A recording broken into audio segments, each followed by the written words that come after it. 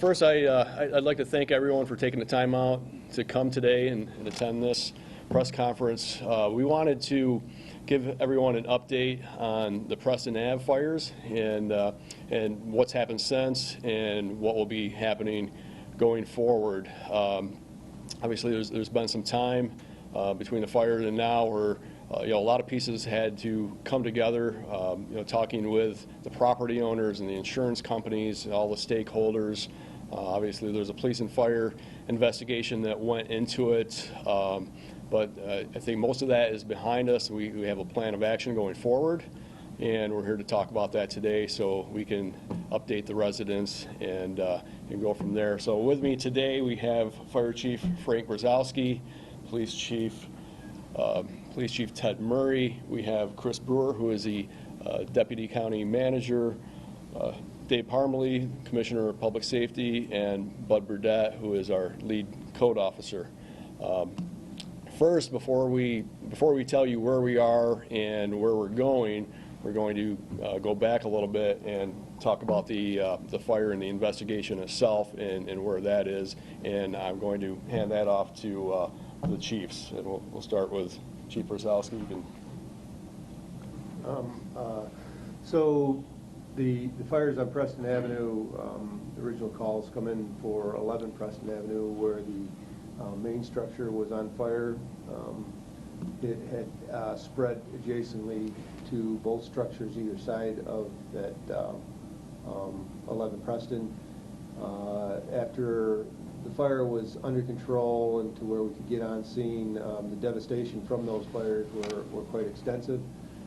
We did a thorough investigation of the grounds, the area, what we could, which was still safe for our guys to get into without getting too involved with it. But through the investigations on scene, the initial reports, in conjunction with the police department, which did interviews with residents of the area and around the area, footage that we have from videos and stuff. We do know, obviously, where the fire started was 11 Preston Avenue. What exactly started the fire in Preston Avenue, we don't know, and probably will never know.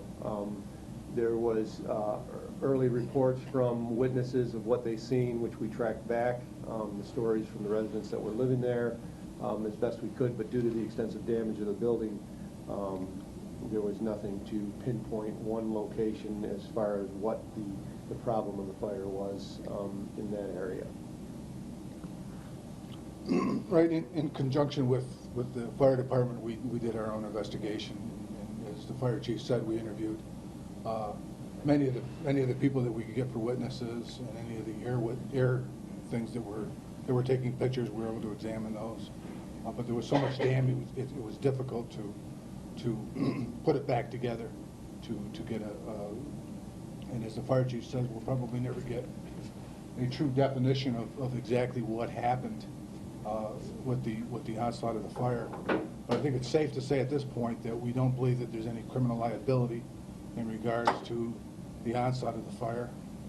There was some reports that there was an explosion, and I know that there was some talk that there might have been some type of an illicit lab or something that had exploded, and we were able to pinpoint that explosion actually to the downstairs porch of 11, where there was a propane tank which exploded, and it was into the fire. It wasn't at the onslaught of it. So we've kind of ruled out the explosion starting the fire. But that's where we're at right now with it, and unless something else comes forward, which we don't expect, most likely we don't have there's no criminal liability that we can see for the onslaught of the fire. And I think because of the sheer intensity of the fire and everything was basically reduced to rubble, there wasn't really a whole lot to, to sift through and to go back and find out the cause. Traditionally, when we have a structure fire, the fire department or the investigators are able to go in and trace that back. If it was an electrical fire, trace it back to a faulty outlet, a light fixture, or something of that nature. Obviously, this wasn't possible with the structure being burnt down to the ground and reduced to rubble. But once again, I'd like to commend the fire department and the police department for their bravery and all their efforts that day. It was just a tremendous effort from multiple fire departments and agencies all across the board. Help with the county, off-duty, state police off-duty, sheriff's department, deputies. But going forward, after the investigation, after the fires, we started having conversations with the homeowners. The property owners had actually reached out to city officials. And in those talks, we had a series of meetings, and the property owners, it was their desire to walk away from the properties. In other words, they did not want to rebuild.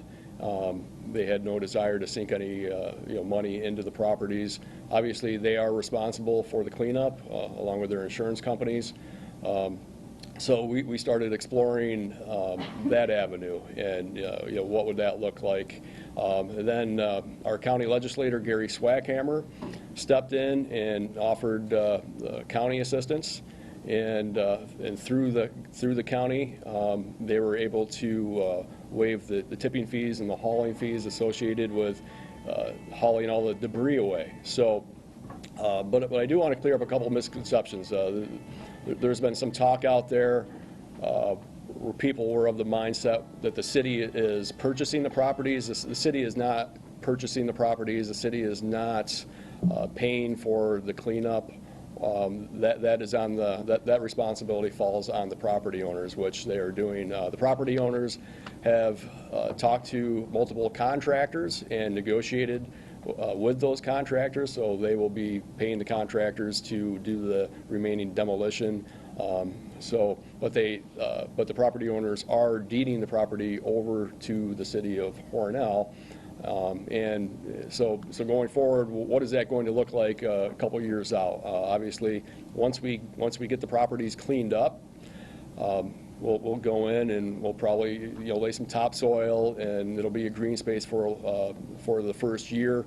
In year two, we do have the partnership with BOCES where they build a house for us once a year, and we put those on vacant lots. So we are going to repopulate that with homes constructed through the BOCES program. The houses that were affected, there was the original collection of 5 homes that were either totally destroyed or damaged. So those 5 homes will be completely removed, and in the next 3 years, because we already have a BOCES house in the works for this year.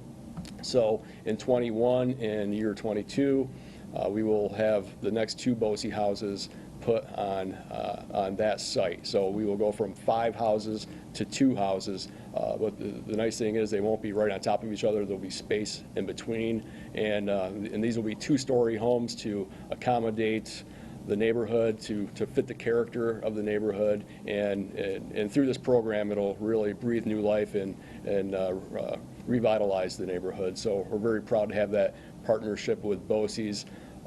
I do want to say a special thank you to all the help with the county, and Chris. You've been wonderful to work with, and we appreciate all your help. And it's a great partnership we have with the county to be able to offer those services that you have that we couldn't necessarily do on our own. So that really kind of got the ball rolling. Special mention to Bud Burdett in the codes department. Bud has been my point person throughout this entire process, and he has been my conduit between the county, between the homeowners, between the different departments. So he has been the go-to guy for virtually everything. So Bud, I just want to say thank you for everything that you've done. I do want to just pass it over to Chris, and just for any remarks from the county. Sure. You know, the county is pleased to be able to step in and help with hauling of the debris, as well as waiving the tip fees. You know, we recognize that this was a monumental fire, and to get the properties back on the tax rolls as soon as possible, and to assist where we could. And the Steuben County legislators were happy to do so, recently passing this. So it's nice to be able to work in partnership with the city of Hornell and all the officials very efficiently and smoothly. And you know, we look forward to a very seamless project. We're very appreciative of that. Bud? You know, this has been certainly a long process that's been going on, and I think our first priority when we started was the tenants.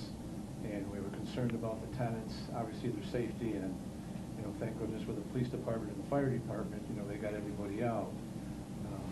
Once that happened, then our concern was finding these people a place to live that were displaced. So I think the community came together. With our office, we had obviously numerous landlords that we could call, and people were calling, you know, to offer these people housings and not to charge security deposits. So it's been a progressive issue, the whole process with Preston Avenue.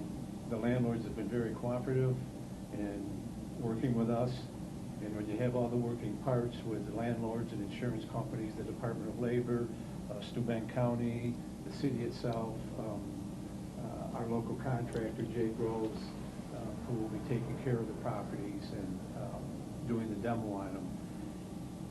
The problem was is that each step had to rely on the other step to be able to go forward. So a lot of times we were waiting for things to happen with the insurance companies for the properties, the mortgages to be paid off, and it was, you know, taking, at least in my estimation, we wanted to get these properties down as quickly as possible. But with the coordination of everybody involved, with Chris and with Jay Groves and his company, you know, things that are certainly coming together now, and hopefully within the next, you know, couple of weeks we'll have a nice area over there and it'll be cleaned up. So, thank you. So like I said, you know, this was a huge effort. There was a lot of coordination that went on between municipalities, between the homeowners, the insurance companies, and you know, I'm just very proud of just everyone coming together and working together for a common goal and a common good, and we're getting really close, and hopefully, you know, weather pending, we'll have those properties down in the coming weeks, and we will finally move forward with this. So, anyone else have any comments or anything you want to add? And with that, we'll take some questions. Could you just elaborate a little bit more about the BOCES program and their role in, is this going to be like student housing, or how does that work? So the city has had a long-standing relationship with BOCES where the students actually will build houses in their facility, and the city over the years have acquired empty lots, and we'll identify an empty lot, and then our city engineer, along with the superintendent of public works, Mitch Cornish, will review those lots and take the measurements, and then we'll design a house to fit on that particular lot. We've done ranch style, we've done two-story homes. The nice part of it is the kids at BOCES get a lot of experience in building them, and then so they build the homes throughout their school year, then they hand them off to us, we put them on the lots, and our guys come in and do some of the electrical and the finishing touches, and then we put the house to market, and we put the house to market at the price that we have into it. So that's to say, if we have $100,000 into the building of the house, that's what we put it out to bid for, and it kind of acts as a revolving fund, so that money goes back into the pool for the next house. And it's been very successful. We just put out to bid the 9th BOCES house, which is located across the street from the Hornell Public Library, and the 10th house is being constructed right now. So it's just a continuation of this very successful program. It's put hundreds of thousands of dollars, if not over $1 million, back on the city tax rolls, and it's a great program in the sense that there's not too many opportunities where someone can come into the city of Hornell and buy a brand new, never lived in house. And it's kind of a neat thing for the kids that built it, because they can go back and say, hey, I helped build that. So it's been a wonderful program for us for a number of years, and something that we will continue to do in the future. And just a quick follow-up, you said house, is it going to be one house over the entire lot, or are you there building multiple homes throughout the property? So this particular site on Preston Ave will be a pair of houses, and each house will be 2 stories. So it'll be two houses, 2 stories each. Now, when you guys, when the houses are taken down, will the city buy those properties from the homeowners? How's that going to work? No, the city is not purchasing the properties. The property owners are deeding the properties over to the city, because they have no desire to hang on to the properties. They have no desire to rebuild or do anything with the properties. They just want to put it behind them. And so they reached out to me and reached out to Bud Burdett, asking about the possibility of if the city had interest in acquiring the properties. Obviously, this is a very unique circumstance where you have a collection of homes all next to each other. So we started exploring that avenue, and everyone was in an agreement, and this was the best way forward. Now, you said on those 5 properties, 2 homes are going to be built. Yes. Yeah. Well, back when these homes were constructed, we didn't have the codes that we have today. I mean, these homes were 100 years old. Back in those days, you just build everything right on top of each other, and you didn't really think twice about it. Nowadays, you're not allowed to do that. There's codes in place. There's setbacks. There's certain distances between the houses that are required. So going from when you look at the lot, going from 5 to 2 makes a lot of sense. There's plenty of space, off-street parking. So it'll definitely fit the code requirements, and still with the 2-story structures fit the character of the neighborhood. Now, what's it mean to the city of Hornell? Obviously, to get these properties kind of handed over to you guys to build and kind of make what you guys want out of them. Well, I mean, it's a great opportunity, not just for the city, but for the neighborhood and for the residents. And to take a site like that could just remain empty for years and years to come, and for them to basically ask us if we want to take the property and develop it, that's a great opportunity for the entire community. Now, you said the first house is going to be built in 2021? Correct. Yeah. So, well, actually, that house will start in the fall of 2020. So it starts with the school year, and then it goes into 21. So it'll actually be finished in 21. And then you guys expect the next house to be finished within the next year as well? Yes. 2022. So every year, we review the lots that are available for us to build on, and then myself, along with the city engineer, we go out and look at the lots and tour the lots, and the ones that are viable, we decide, okay, can we build on this lot? And if the answer is yes, then we say, okay, what kind of house can we build it? Does it need to be a ranch style? Does it need to be 2-story? What characteristics does the neighborhood have that we need to fit into? My approach is the right size house for the right size lot. So that can be different depending on what neighborhood you are in the city. And then the city, sorry. So the city would then sell these houses themselves? Like the city would then go out and sell whatever they have into it? Yeah, so the cost of building the house is the price we put it out to bid. So we're required to put it out to bid, and folks can come in and pick up the packet and bid a price, and then we actually have a bid opening, similar to when we have bridge work or other construction projects. We put it out to bid, prices come back in, and the winning bid would get the house. So it's open to the public, and we advertise that. And going back to the fire, I know that there was no cause that was found, but did the propane tank, or is it believed that the propane tank made the fire worse? There was many with those residences in that area. You have lawnmowers, gas cans, propane tanks. Anytime you have flammable liquids in storage, they will fuel a fire. As far as what went on that day, the intensity of the fire that had already taken off, and with the wind direction that we had, it added to the problems we had. But to add to the intensity of the fire, I couldn't say either way. And saying on this, you said that we might never know what the cause of this fire may be. No, just because of the devastation that was in that area. And there's no foul play, I guess, expected anywhere along the lines. Nothing that we found through the interviews and from what we had surveyed on the scene. So, back to the future projects, have you surveyed the neighbors that still reside there? What's the thought process of the people who are there? for this project? Well, I think the first thought was, they're all grateful, to the fire department and our public safety officials that they responded, and this fire could have been a lot worse had it not been for the quick response of our police department getting people out, literally kicking in doors, getting people out of those homes that were in danger, and the fire department and the volunteer fire departments that responded so quickly and in such a brave manner. Obviously, the debris has sat there for quite some time, so people are just wondering, when is it going to be cleaned up? When is it going to be removed? But when you have a collection of properties with different property owners and different insurance companies, it takes some time. It takes some time to navigate all of that, all of those obstacles and challenges that come with that. But I think the general feeling is, especially getting the word out today, is I think people will be generally happy that we're going to redevelop it, and there just won't be a big hole in the middle of the neighborhood.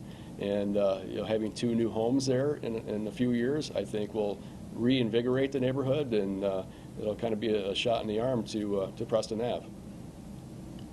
Do you expect the waiving of the tipping fees to be a one-time event, given the historic nature of this fire? This might be a question about the county. So the Public Works Committee is able to approve up to 5 projects per year, residential projects, and we're considering this one project. Instead of 5 homes, we're considering it one project. So we have done this in the past for similar situations, but obviously this is very unique. We've never run into this, so it's beneficial for everybody to do what we're doing. Is there a deadline for the cleanup? No, I don't think there's a deadline. There is a sense of urgency. We want to get it cleaned up as quickly as we can. Obviously, we have to deal with Mother Nature and snow. We also have a bridge project. So the bridge on Seneca Street that borders Preston Avenue, that bridge is being taken out this year and being replaced. And that bridge work that's scheduled to start later this month. So we're trying to time it in a way where we can get all that cleaned up and get the dump trucks from the county and all the equipment from Mr. Rose's company in there prior to the bridge work being done. So is there a deadline? No, there's not a deadline, but there is a sense of urgency. Just to elaborate on what he said, because last night on the thread from the Evening Tribune, people are kind of upset that the county is not receiving the tipping fees from the insurance companies. They're not willing to cover that cost, because someone figured about $45,000 that the county may lose out. Aren't the insurance companies required from start to finish to remove and dump that stuff?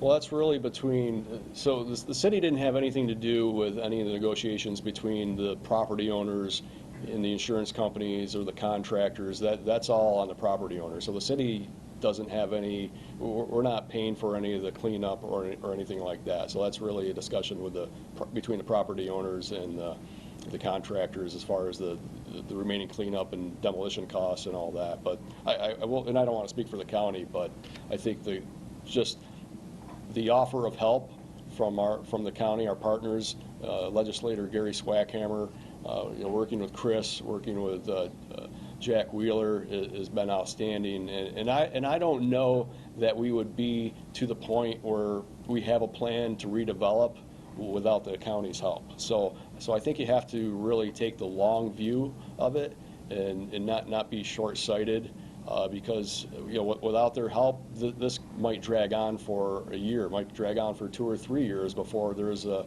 remedy in place. I don't know if you want to add to that. No, like we don't know the specifics of the homeowners insurance and all of that. We can just offer our assistance to municipalities only, not normal homeowners.